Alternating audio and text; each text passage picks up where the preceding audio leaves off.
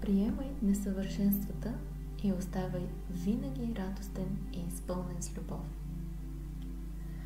Всички ние създаваме в ума си сценарии за това как трябва да протича всеки ден от живота ни. Обикновено нещата се развиват според очакванията ни, но понякога усещаме, че нещо не е наред и нещо не съвпада с нашите положителни желания и очаквания. Единствената разлика между добрия и лошия ден е твоето отношение и начинът, по който го възприемаш в ума си. Когато нещата не вървят по план в даден ден, как реагираш?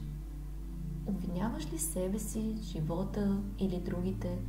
Търсиш ли вината или си задаваш въпроси като: защо се случи това? Защо на мен? Кой е отговорен? Кога ще се оправи? Как ще се оправи?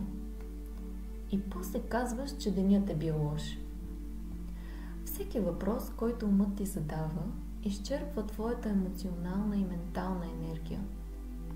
Имаш силата да приемеш несъвършенствата в хората и ситуациите и въпреки това да останеш радостен и изпълнен с любов.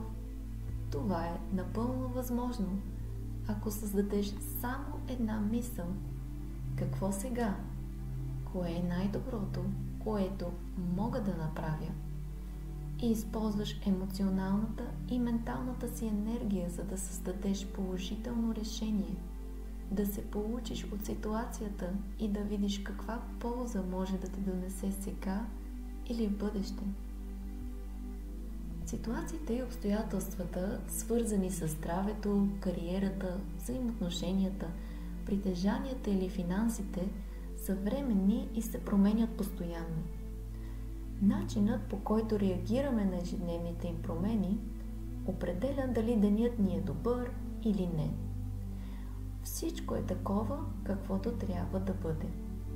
Затова приеми случващото се.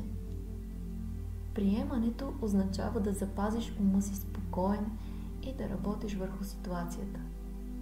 Промени това, което можеш. И благослови с положителната си енергия онова, което не можеш да промениш. Медитирай всеки ден, за да останеш свързан с природата си на мир и радост и да ги изпитваш постоянно.